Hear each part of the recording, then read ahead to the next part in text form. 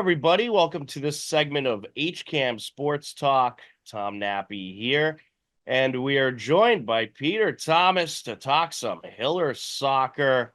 Peter, how are you today? Doing great, Tom. I mean, look, I'm still riding high with these girls. You remember I made a prediction at the beginning, our very first segment. I said they're gonna win the TVL, and so far I'm feeling very good about my prediction. Well, you should. They're the only undefeated team left in the TVL, and they are now, what is it, 8-0. Uh, 8-0 after last night, through 8 matches. But let's just talk for a minute, Tom, about the let's talk a little bit about the the team's overall performance. 37 goals scored so far through 8 games, two allowed. And neither of those goals was from the run of play. They were two set pieces and two, candidly, world-class shots. That one of them you called. It was an amazing shot from, was it Medway? I think that gal had it from 25 yards out, and then yep. another very similar one at Ashland. But 37-4 and two allowed through 8 games, Tom. That's pretty impressive. Yeah, it's very impressive. Um, I mean, just the fact that they've had, what is it, two straight games allowing one shot, Yeah. or that was going into or it was two shots against Medway, one against Millis. Uh, Three shots, two games. I mean, what? And then Bellingham last night, which we don't have the stats for, but I watched that game. I don't think Bellingham had, in fact, I know they did not have one shot on target during that game. So, yeah, I mean, they are, it tells you that both sides of the ball are working really well. They're very stingy. But looking at some of the individual performance, Madison Recupero, I mean, we say her name all the time. Well, So, let me just add on to your point for a yeah. second. Up on the screen right now, we have the stats from the Medway game on the left and the Millis Oh, game yeah, right. on the right. And look at that pass success rate, 75%. The key to success with this team, besides, obviously their great talent and great shooting, they're passing. It's so good. They're Incredible. they're just right on the money with their passes, and that's how they're able to get so much possession time. And there you on the top stat, you can see possession percentage 64.6 for Millis and or against Millis, and then in the Medway game 65.7%. Yeah. Those are It impressive numbers. incredibly impressive. And where's the other one? 15 shots to one. Look at Millis on the right. 15 shots, 15. one for Millis, right? I mean, it's just it's kind of not even it's not fair. It's not fair. And this is going to get into, the relative strength of the TVL and everything, which of course Hopkinton didn't have any control over that. We are where we are, right? Yep. But I mean, you're right. Like if you possess the ball in the way we do, if you pass the ball with the level of efficiency that we do, um, it's we always talk about this Skiba's mantra.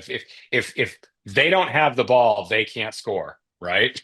Right. I mean, that's keep the ball away from the other team. So if you look at the way the girls warm up, it's always monkey in the middle and drills that encourage short passes and maintaining possession of the ball the entire time. So yeah, 100%. Um, some of the individuals though, Tom, we Yes. talk about Madison Recupero. I mean, really, we know the offense rolls through her through 8 matches. So that's including last night. I was there. I counted 2 goals. She might have had three, but I'll just say two. She's got 13 on the season. I know it says 11 there, but that's because that's up to the Millis game and 7 assists. 13 and 7. I mean, Riley Colleran, the freshman, 5 goals on the season. Look at Nina TV, 7 assists on the season. So the offensive machine runs through the combination of Maddie and Nina TZ in the middle. 14 assists between them. I mean, Oh, it's unbelievable. It's unbelievable. and that just shows you how important they are to this team, Nina TZ and Maddie Recupero. I mean, in Maddie's case, she's not only setting up many scoring chances, Yeah, many shots, and many goals, but she's also scoring many herself. And Nina TZ, I mean, she's kind of the core of that offense, and you know, the one who's going to move the ball around and allow her teammates up front to get open. And she's able to find them in that attack zone, and they capitalize. 100%. Look at the shots on target percentage, that last column on the right. And I mean, I know that there are some that have, like Natalie Prisco has a higher percentage, but that's because she's taken far fewer shots. Look at the number of shots Maddie's taken. So 67% of her shots are on target. So I mean, like, Heard of. and I saw one last night from the Bellingham game. I mean, she gets the ball. She's at about the 18, 20 yard line. She gets the ball right in the middle of the goal. She jukes left. Her back is to the goal. She jukes left, jukes right, turns, and just rips the shot upper V. I mean, it was like a ESPN highlight reel watching her do that. And I mean, she didn't play the entire second half because I mean, Skiba was like, you've done enough here, and go sit down for a minute. You know what I mean? Other folks got time, which is great because first of all, you want to avoid injury, right? But second of all, it's just not necessary, right? She had that game handled in the first 5, 10 minutes. And that was kind of the case with the Millis game. Despite the fact the score was a bit closer, they had that handled. I mean, Yeah, it was 4-0 heading into the second half, yeah, and they ended up adding one in the second half. But it was mainly those middle of the pack players, the backups. They got a whole lot of playing time. You didn't really see the starters in the second half of that game, and hmm it's great because it gives everyone great experience, and also it rests the top players you got, so they're ready to go each and every game. They're not tired out. No one on the roster, I don't think, is really going to get tired out with the way that Coach Skeeb has been balancing the playing time. He's getting everybody in there, and they're all getting some good minutes. Yep, they really are. Um, when I look at the the upcoming schedule, though, I don't know if you have that out, but I know Algonquin comes up. Now, Algonquin usually is a very difficult team. I mean, they really are. They're a pretty strong team. They've given the girls fits. I remember, I think they didn't last year lose to them, but they did the year before. And even though it looked like on paper we were a better team, but coming into this game, they're 0-4 right now. So Yeah. I don't know. Well, I don't know what's going on with that program. Let me just say that. But usually they present a much tougher side. Then we go on to see Norton, who's got a 2-3 record, so probably not going to be a huge challenge there. But on October 5th, the fun begins. Brookline, 5-3-1. They're third in the Bay State League. That's a tougher stretch. And then it goes to Medfield, right? 7-2 Medfield, who are second in the TVL, only behind us, right? I mean, so there's a tougher stretch coming up for the girls.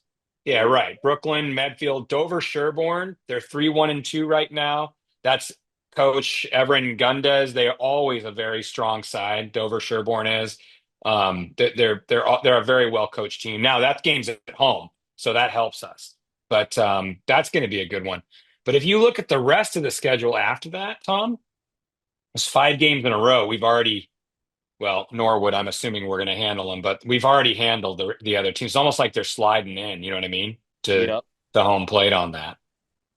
Yeah, absolutely.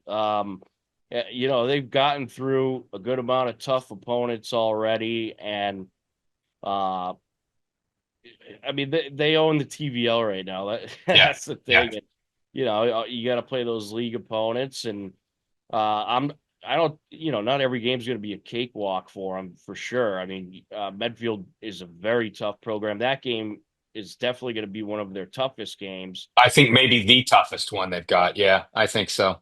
Yeah, and Norton, Dover, Sherborne kind of on the uprise a little bit. Holliston, Westwood, Ashland, all competitive. So Well, you don't know what Holliston could do. I mean, they're always a good program, and then we just took them apart in a couple of weeks ago, right? They started strong, and then we just took them apart. But who knows? I mean, they could, that could be a good game. But Tom, the power rankings, man. The power rankings came out last night. When you saw those, Hopkinton's ranked 17. What did you think? What was your gut reaction when you saw that? Well, actually, I didn't realize they were coming out today until you showed me them, and I am in agreement with how you felt when you showed me them. That doesn't make much sense, does it? How can Uh, they be the 17th best team in the state with an 8-0 record? How can that be? yeah, and you look at some of the teams above them, and there you go on the screen now. You got a team right above them at 3-4-2, and this is one of the complaints. It's ridiculous. Come on. Come on. And I'll tell you, I love the MIA state tournament. I think it's much better than the old school sectional system. I like this format better, but they use some kind of mathematical equation, and you could actually read about it on the MIAA site. It's overly complicated, but a lot of it has to do with what your opponent rating is. So if you're playing someone in your division, that's a good thing. They're going to be a similar rating to you. If you're playing up, that's even better. So if you're a division, well, actually, Hopkinson's Division 1. So the problem Yeah. is they really Yeah. can't play Where are up. we going to go? We can't go there's no Division Zero. Right. uh, and, there's teams in Division 1 that are substantially bigger schools than Hopkinton, which that could be debated. I mean, it's interesting how Hopkinton is Division 2 in some girls' sports, but in others they're Yeah. Division 1. Yeah. Yeah. Softball, I believe, just moved back to Division 2, but in soccer they stay in D1. Not sure why. We'll have to ask the MIAA about that one. But that's the problem with Division 1 and being Hopkinton is because you're in a league that is mostly Division 2 and 3 teams. And this is where Hopkinson's getting hurt in these ratings is because there's only, I think, 2 teams in the TVL that are D1, that Yeah. being Hopkinton and I think Westwood. The rest are all Yeah. D2 and 3. So, well, those wins are great that they're getting. They're not getting as many points as they would if they were playing a team in their own division. Right. So I have a couple of thoughts about this. The first is our viewers might be saying, "So what?" I mean, that would be a logical. You look at this and go, "Okay, great." So somebody thinks they're 17th ranked. Who cares? This actually does matter though for a couple of reasons. First of all, it talks about tournament seeding and stuff like that. I mean, there's implications for the state tournament, right? But beyond that, there are some. Hopkinton is a competitive program, and there are already a couple of athletes that have made college commitments. Okay, but there are a couple of other athletes on the team that want to make a college commitment, maybe would like to get a look from a college, would like, and that could be part of their financial equation. They might get some scholarship money. There's all kinds of stuff here. And so if you're a lower ranked team in the power rankings, a college recruiter or a college coach may not bother to come out and give you a look because they're going to look at a top 10 only. And so that has potentially real effects on people's futures, on the money they spend for college, on the programs that they could qualify for. And it's really, as I mentioned at the beginning of this, misleading because an 8-0 team, okay, you look at it and say, well, their strength of schedule isn't that strong. The TVL, again, what can they do about that? That's not their fault. But again, as I said, they've scored 37 goals and allowed two only. So where is that in the factoring of this? Do you know what I mean? Like that tells you that there is strength all across the board and the possession rate. And there's a lot of things that the TVL or the MIA rather are not accounting for that make it an 8-0 team look like the 17th best. That's just absurd to me. And Peter, I want to draw your attention to this part of the rankings here. I don't know if you can see my cursor, but where it says Yeah. opponent rating, Hopkinton 0.84. And then you look at the rest, they're Yeah. all substantially higher. This is where Hopkinton's getting hurt. That's And right. that has to do with the fact that, they're playing the majority of their games are TVL opponents, as has been tradition, because they're in the TVL. But the fact that most of those teams are lower divisions, that's why that opponent rating's so low. Yeah. I mean, I get the math. I just think that there needs to be somebody with a, sort of a human mind needs to rationalize the numbers rather than just throw it into a spreadsheet and going, well, the math is the math. Because it Yeah, on paper it says one thing, but in real life yeah. we So know an 8-0 team doesn't get there by accident. they take the average margin. I think that's what average margin of victory, I'm guessing. And they add opponent rating, and then they get that 3.34 number. And you can see that the rating number, that's the most important number.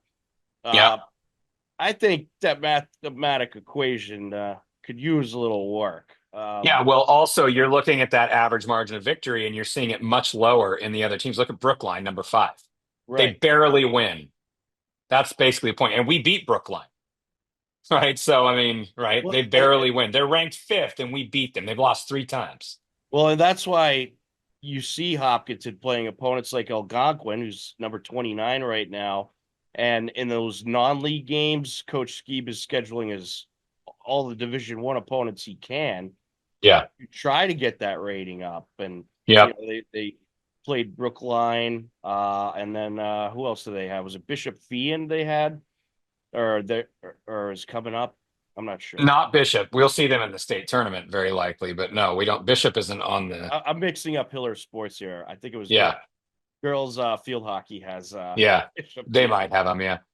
But But here's the that's thing. why they go If ahead. this, if this rating, if this power ranking lulls some of our opponents into complacency, when it comes time for the state tournament, I guess I don't have a problem with it because they're going to run into a buzzsaw.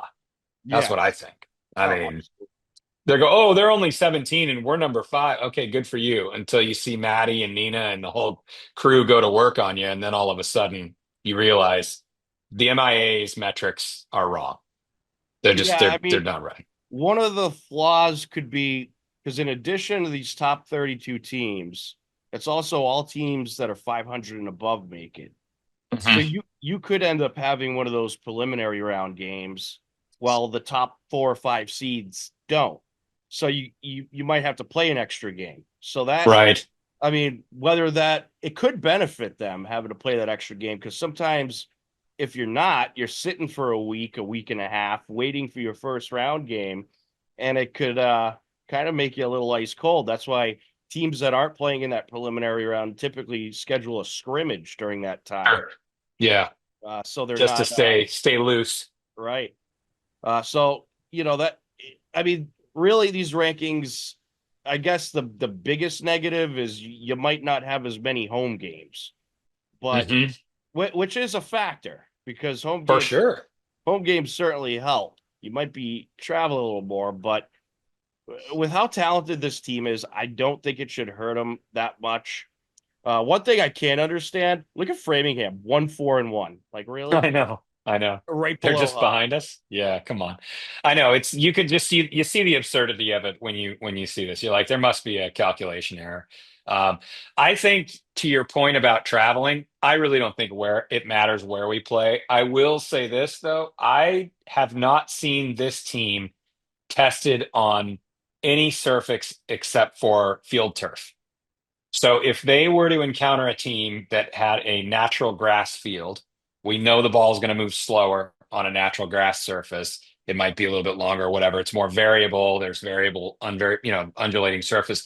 I don't know how they handle that particular scenario because this is a team that is engineered for an up tempo, quick passes, short, quick passes.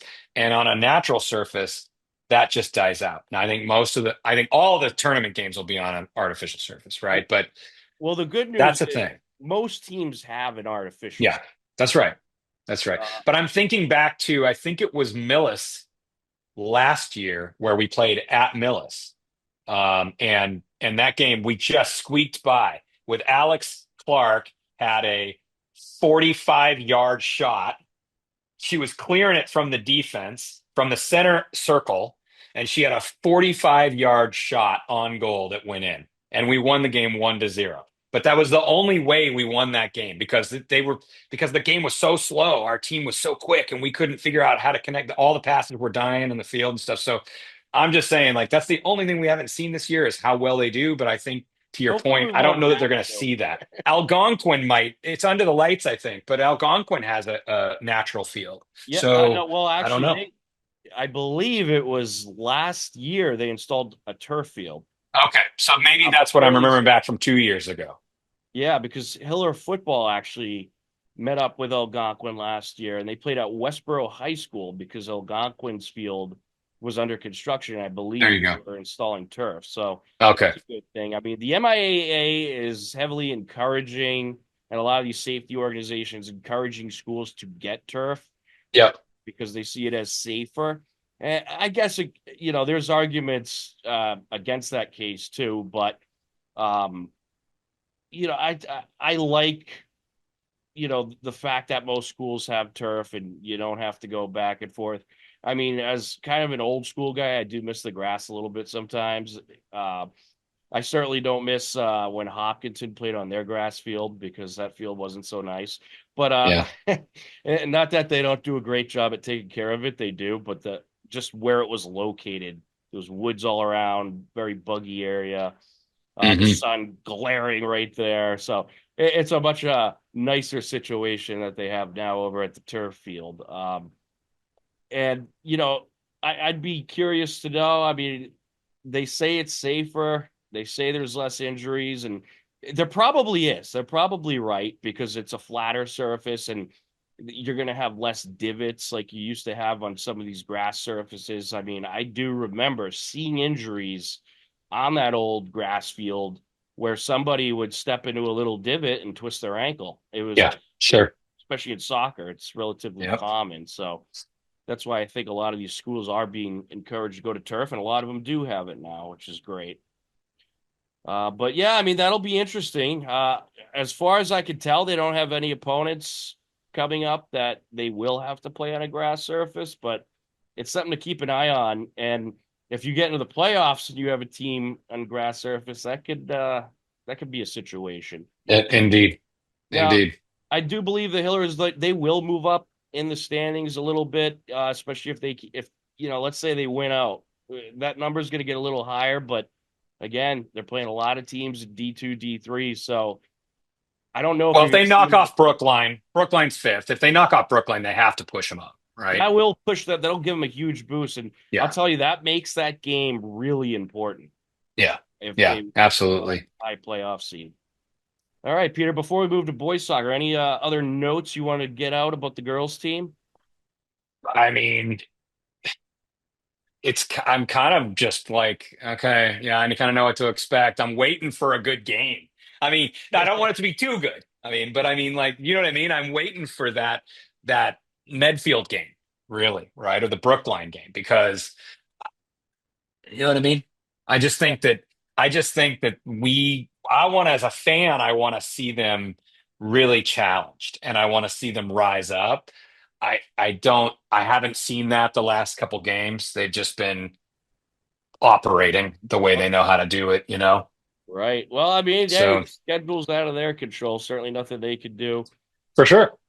Yeah. So, That but Medfield I stand game, by my prediction. If that's what you're asking, I stand by my prediction. They will win the TVL.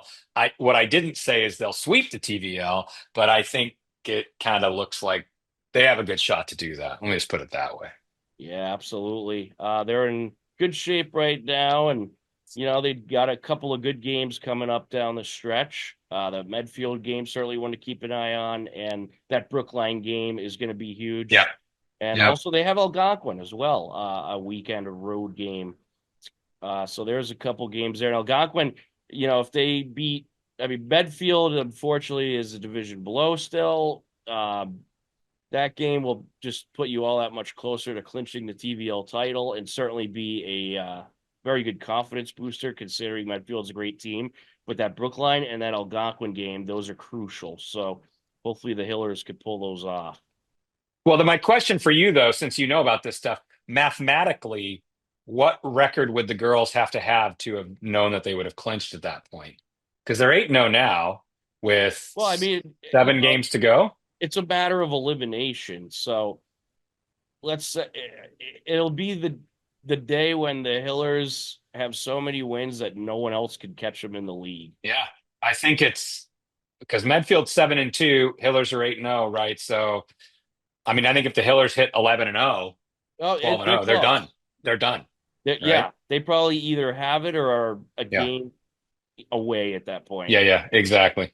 But yeah, I mean, I think they're gonna. I think they'll clinch it. I don't think.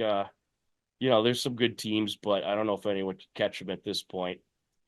But I do want to talk a little bit about the boys team. They've been Yeah, let's playing do it. some good soccer as well. So the power rankings came out for boys, and guess what? Hopkinton, or is this the wrong one? No, I think they were 31, weren't They were they? 30. Oh, I They're got below the cut off. fold. They You got got cut cut off. off. They Well, are there, though. we'll They have to are there. adjust that. But they're Yeah. there. Yeah. We promise. They're number 31 in the top 32, which is great to see. And the boys are another team that have scheduled very tough out of league games, rightfully so, to make sure that they could have the best possible playoff ranking they can get. And Coach Sawyer loves to schedule tough games anyway because obviously it builds character and it'll build skill and help your team as a whole. There we go. Now you can see it. Hopkinton, number 31, There we 2 go. and Yep. 2 on the season. And you can also see for them, their opponent rating. I was just gonna say, look at how tough it is. Now, let me That tell you tells you. something though. They're in Division Two. So if you move the Yep. girls down to Division Two, guess what? They'd have a similar Hmm. um, opponent rating. So that's where that Division One, factor comes in. You wish they were Division Two because they Hmm. would be way up in the Yep. power rankings. They'd probably be perhaps number one. Hmm. Um, and that just tells me it's like, all right, well, I mean, I guess it's based on school size, and there's I believe more girls that Hopkinton could recruit from than out of the boys at their school. So it has something to do with that, and that's why the girls are in D1 while the boys are in D2. But in any case, we certainly wish they were in D2. I think it would be more fair with the ratings, but that's okay. I don't think the girls team's too worried about it. They think they're gonna beat anybody you can put in front of them, or at least that's their mentality, as it should For be. sure. But the boys very much in there, and it's the top 32 and everybody who finishes 500 or above. So if you get those, you know, if you're getting if you're playing 20 games, you need 20 points. Most of these teams are playing 18, 20 games. If you're playing 18, you need 18 points. So pretty much however many games you're playing, that's the amount of points you need. And by that I mean wins 2 points, ties are 1 point. Yeah.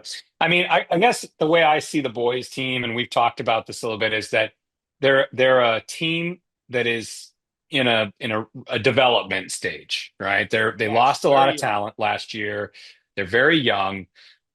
So if I'm coaching them, I'm telling them, look, guys, 2-4-2, that two ties tells me those were competitive games. We were in it. The ball, it just didn't break our way. Okay. So I can look at that like a bit like a win when I know that I've got a developing team. So in that case, I'm 4-4, like if I, the way I think about it, you know what I mean? Like a tie is a win against some of these teams, especially when you have a schedule that is as difficult as they have.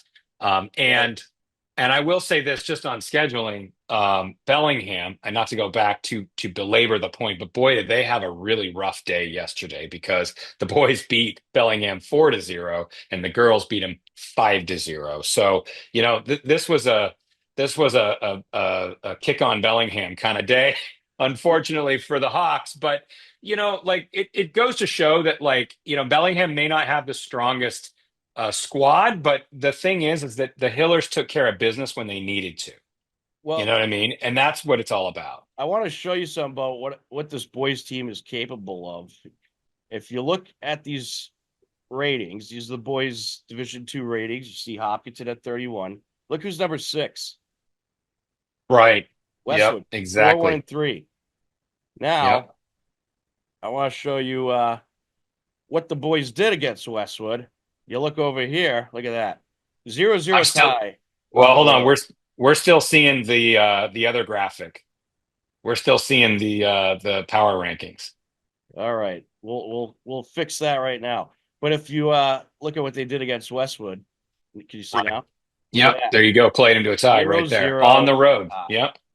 so this team is capable. I mean, Yep. they've competed with good opponents, Bishop Fee and Look at Met. that. Medway, 4 goals. Yep. Tie, and it was Oh, a that big, game was a big game. heartbreaker, though, Peter. Yeah. That game Yeah. was a heartbreaker. They were leading the whole way. They were Yeah. leading the whole way, up by two most of the game. Yep. They're up 4-2 in the late in the second half. Medway ended up tying it. It's a game they should have won. It was a little frustrating, but it was a good battle, great battle. Medway's a very good team.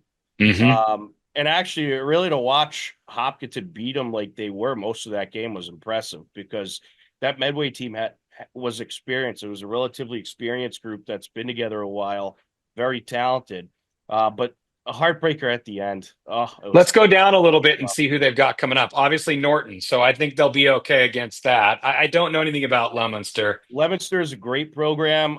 They have tremendous battles with them. Last year, I believe they tied them or they squeaked out a win. Mm. But that's a great program, great test as well. I want to say Leominster is in their division too, so Hmm. that is a potential playoff opponent. They might be in one. I'll have to look back into that. But in any That case, Medfield game's going to be tough. oh yeah, Medfield's always tough. What a great Yep. soccer program they got. Yep. Hmm. Dover Sherborne, pretty good program as Hmm. well. Uh, Dedham, they're a real up and coming program. They're at, towards the top of the TVL standings. Dedham, Hmm. a Hmm. very tough opponent, and I'm looking forward to this one. You got Westwood again and Holliston. That's Yeah. a good opponent too. But These we got Westwood at home, though. We got Westwood at home. The nice rematch at home, and let's see if we can take care of them this time, right? and of course you'll want to catch that game live on HCAM if you can't make it. That's going to be a battle. And then they close out the season against a good Ashland program. So pretty Hmm. tough schedule coming up for the boys. They're going to be battle For tested, sure. For and sure. that'll help them get playoff ready for sure. Yep. But look, they're young, but they're talented. So I Hmm. give this team a chance to make a bit of a run here. I think they'll make the postseason. I'm pretty confident about that. We got ways to go here, but they're getting better and better They as get the better every season day, goes on. Tom. That's the thing. They're getting Yep, better every day. they are. So, So some of these so young they guys may just stepping peak up. just at the right time. Yeah, and some of these young guys stepping up are really impressive. So Hiller soccer, it's been a fun season. Uh, you should be watching if you're not already. But Peter, thanks so much for talking with us today, and we'll set to Always do great. this again in a couple of weeks. Sounds good, pal. Take care.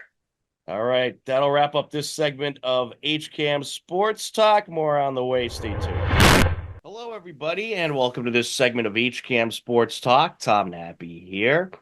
And right now we have our NFL picks for you for week 5. Just a quick NFL pick segment this week as we had some great Hiller soccer stuff to talk about with Peter Thomas and, of course, the latest Hiller highlights. But it was a very interesting week of football last week and certainly some very memorable games, and we're going to talk a little bit about that, and then we'll get into the week 5 picks. So we'll take a look here at the games that took place last week.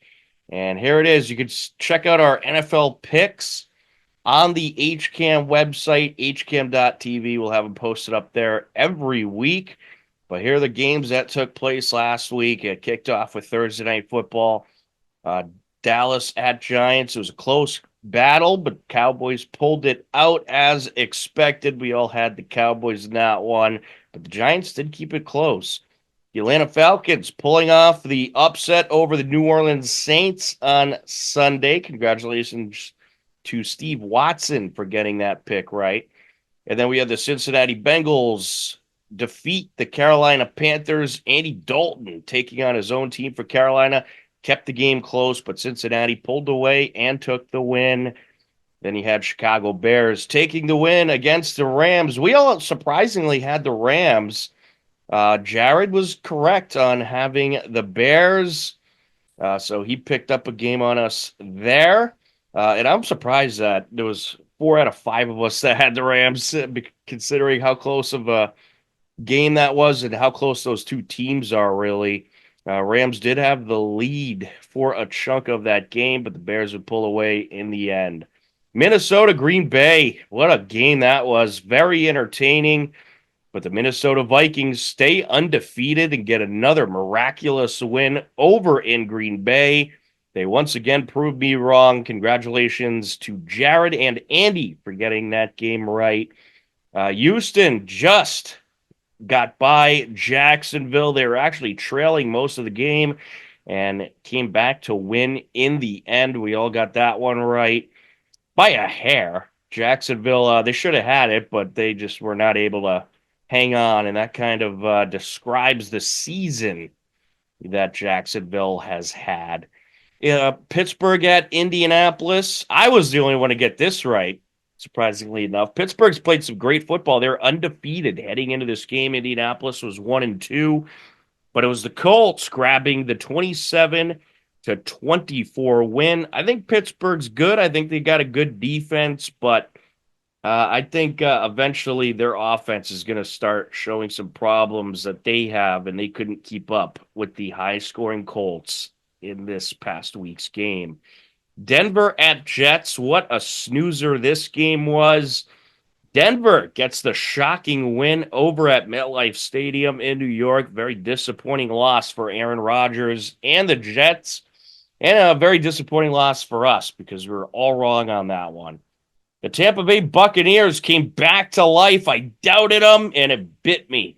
They defeated the Philadelphia Eagles 33-16. Congratulations to Andy for getting that pick right. Washington at Arizona. Washington looking just great right now with their rookie quarterback. They are just putting up a whole lot of points. In Arizona, they were just overwhelmed. And me and Jared were correct and guessing that Washington would win this one. New England Patriots at the 49ers. This went about how everybody thought it would go. 49ers dominated and took the victory. The Patriots offense, a bit of a mess right now. And that O-line, that is, it's not doing good. Jacoby Brissett was under attack practically the whole game. Kansas City Chiefs at the Chargers. It was a close, defensive, grinded out kind of game as it typically is between these two teams. But the Chiefs pulled it out in the end. So we were all correct on that one. Cleveland Browns at the Raiders. The Browns, they were looking good early in this one, took a very early lead, but the Raiders pulled it out and collected the victory. Congratulations to me, Andy, and Steve getting that one right. Sunday Night Football, Buffalo at Baltimore. Baltimore absolutely dominated. Shame on me for picking Buffalo. Congratulations to Mike. He is actually the only one to get that game right. 2 Monday night games this past week. Tennessee Titans at Miami. The Titans dominated Miami. Miami just can't find an offense right now. They've been a mess since they lost Tua. They don't have much for their backup quarterbacks, and that has certainly cost them. So Tennessee took the win this past Monday. Everybody except Andy got that one right. Seattle at Detroit. That was a very entertaining, close battle, but Detroit pulls it out, and they get the high-scoring win. Everybody was right on that one, except poor Andy. Taking a look at our picks standings, I stay in first. I miraculously stay in first. I'm 39-25 overall in the season, 10-6 last week.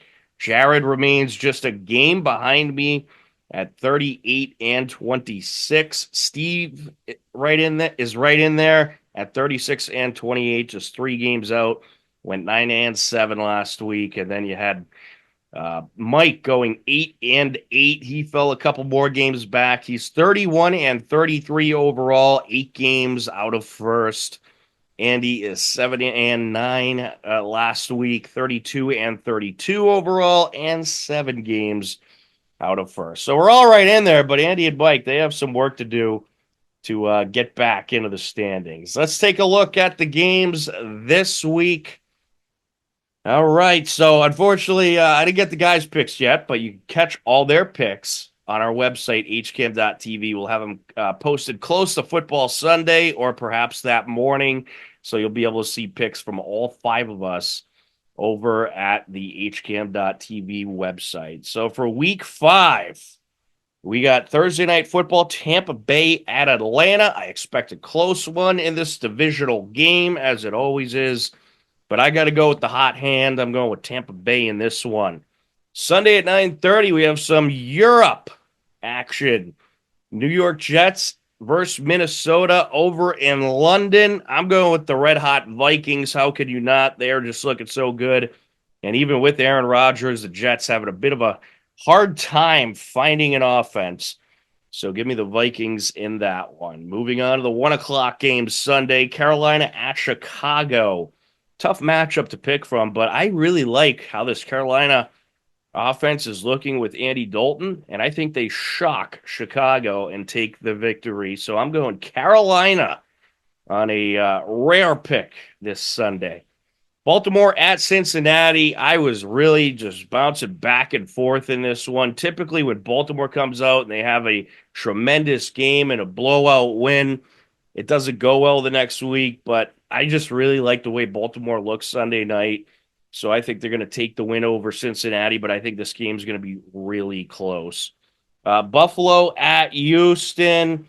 I think Diggs wants some revenge over his old team, Stephon Diggs, now, of course, on Houston.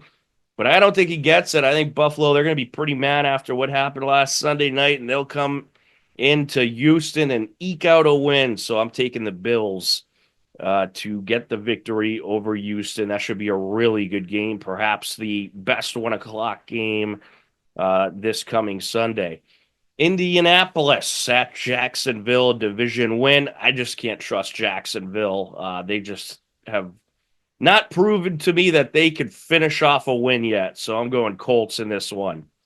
Miami at New England. For the first time of the season, I am picking the New England Patriots to get the win. The Patriots are home. The Dolphins are having all kinds of quarterback troubles. They're having all kinds of problems finding someone to take over for Tua. So I think the Patriots win this one at home, but I don't think it's going to be a pretty game. So give me the Patriots in an ugly one over the Miami Dolphins. Cleveland at Washington. I just can't deny Washington right now. Cleveland, they're struggling offensively. Washington is the exact opposite. The last couple of weeks, Washington has arguably had the best offense in the league. So give me the Washington Commanders at home to take the win over the Cleveland Browns. Moving to the 4 o'clock games, Las Vegas Raiders over the Denver Broncos, or at the Denver Broncos, I should say. I am picking the Denver Broncos in this one. Denver is at home. Their defense has looked very good. Their offense still very questionable. I was really going back and forth on this matchup. This is kind of a coin flipper, but when I can't settle who to go with, I go with the home team. So give me the Broncos in this one. Arizona at San Francisco. Well, the Cardinals, their offense has been a bit of a mess, and they have been struggling. So I am going to go 49ers to take the win over Arizona.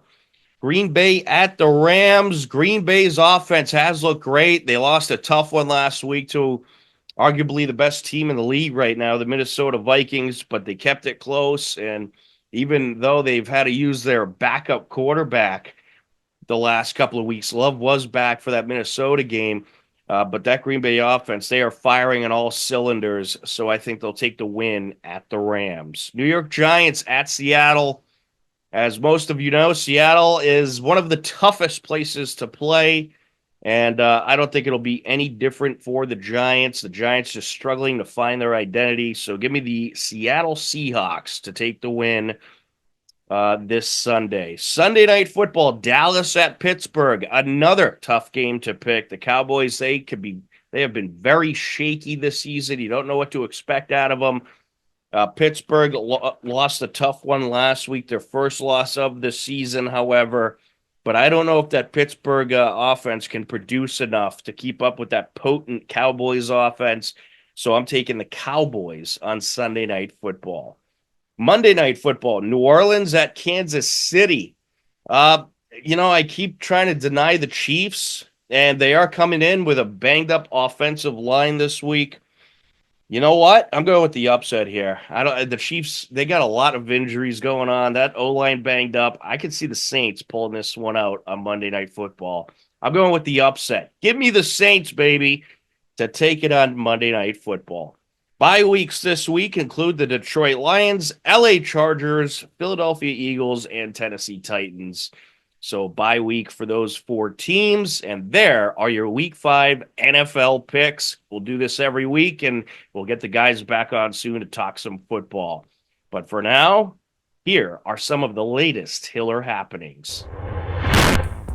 To start week 4 of the Hiller Fall 2024 season, girls soccer hosted Millis on Tuesday, September 24th, and got things going early and often.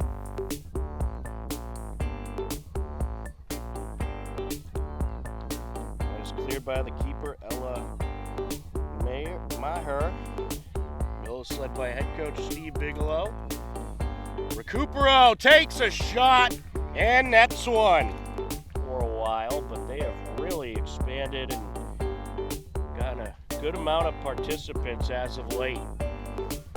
Into the box. There's a shot off the crossbar and in, and that is Alex Clark. Back to Nina. Here she comes. Nina TZ sends it over. Recupero with a shot. And off the deflection, the ball comes loose. And O'Connor pops it in.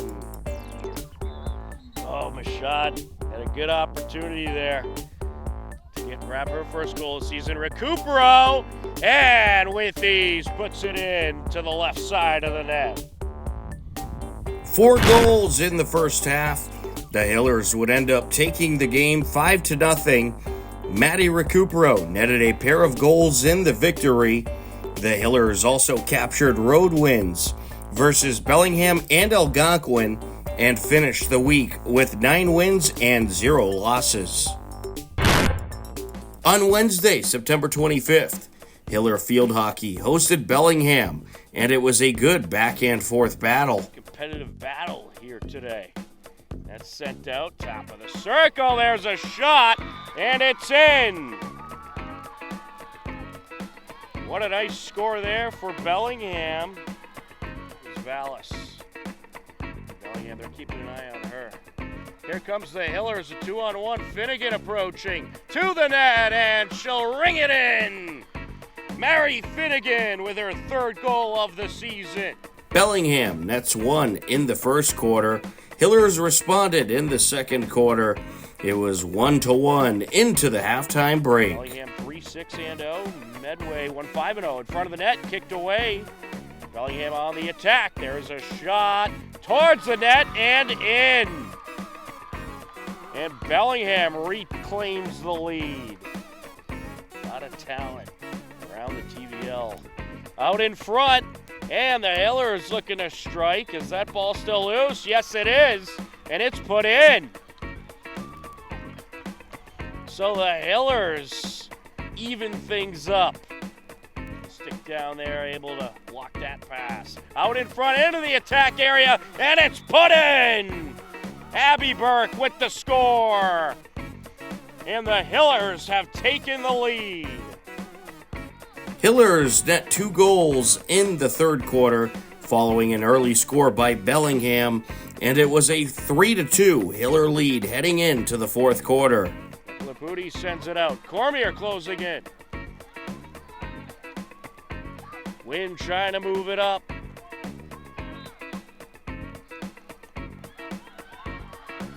And 5 seconds left. Bellingham, they have to work quick here.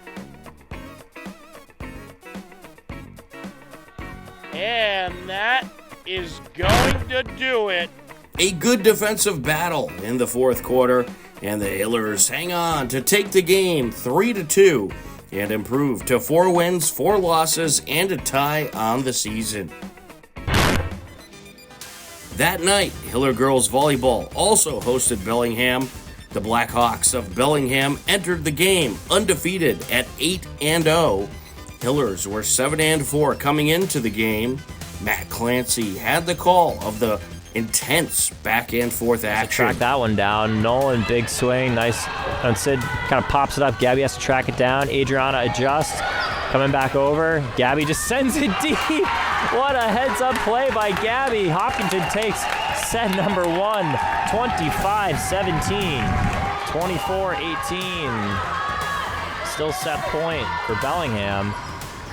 That's in. Oh my! This is incredible.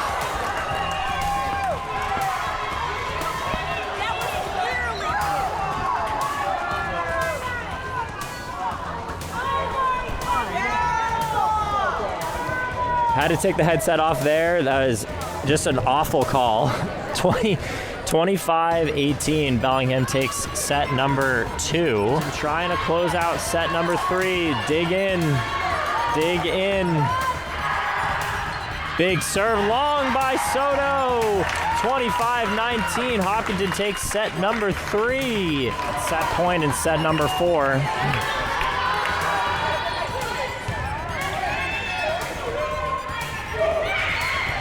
Wow, diving play by Soto to keep that one alive. Gabby, Evie bumps it outside Adriana.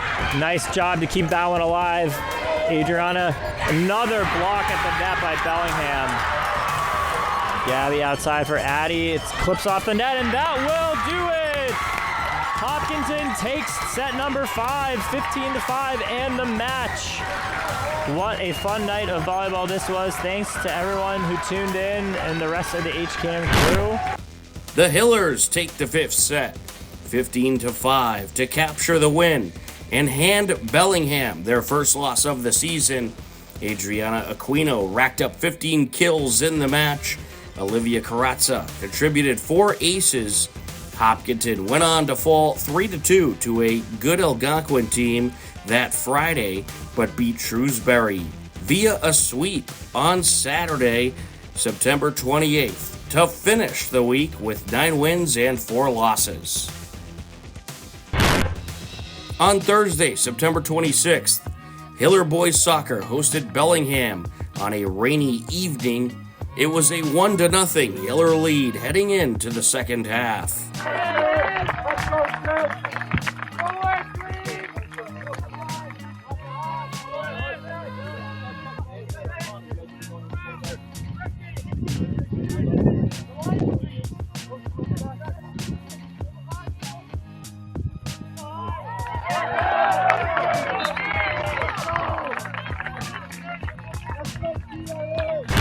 The Hillers would add 3 more goals and take the win 4-0. Hopkinton improves to 2-4-2 on the season.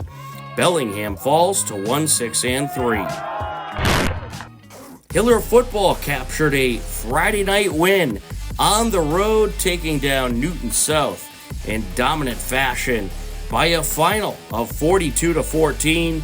Nick Pedroli had 4 touchdowns, and Josh Buentello also had a pair of touchdowns. Hiller football captured a crucial win over a Division I opponent and is now 1-2 on the season. In Week 3 of the Hopkinton Hillers 2024-25 fall sports season, Hiller Field Hockey hosted Ashland on Monday, September 16th. Moves it up to Finnegan. Finnegan gets it out in front. Loose ball put in. Hiller strike. Elena Vallis makes it 1-0. Elena Vallis nets the score and makes it a 1-0 game. That's how the score stayed until the third quarter. Over to Tripp, back to Katz, shot in!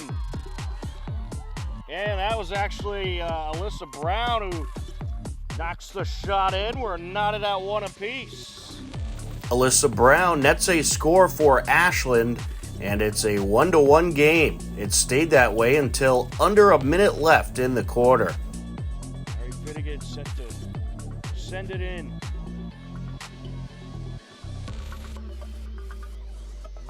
Fowler gets it over. Back to Fowler. Top of the circle. Shot, goal! Hillers retake the lead. Ella Fowler pops in the score and reclaims the lead for the Hillers. It was a 2-1 game heading into the fourth quarter. Here goes Nico Eustaris.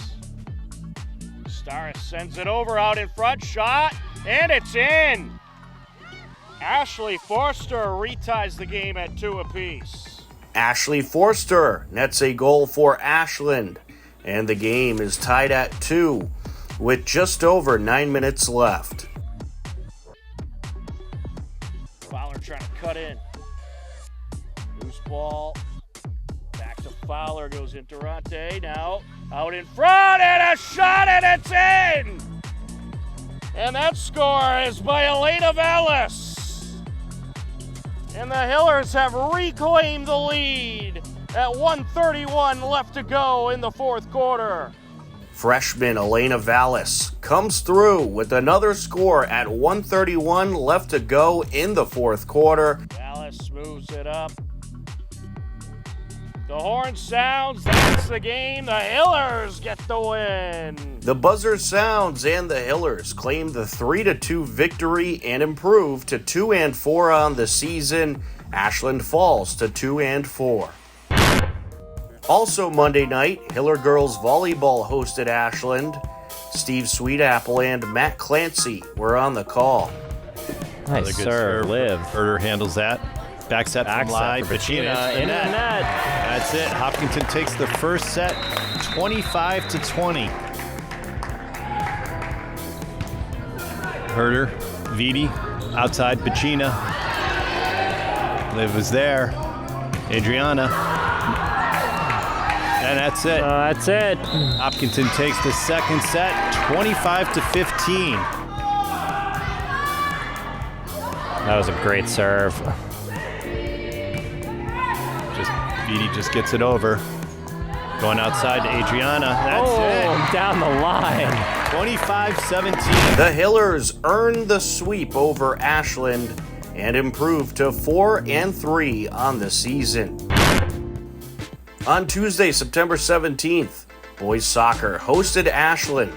It was a scoreless game until early in the second half. Well, you see the sophomore defender, A.J. Boschman, getting a whole lot of play time out there today. He impressed at the JV level. So got the call up. Deflected just wide of the net. Along the end line, still in play. Kept in play by Chaplin. There's a header and a goal! Wow! Chaplin keeps it in play, and Zach Bauschman cuts across and puts it in the left side of the net.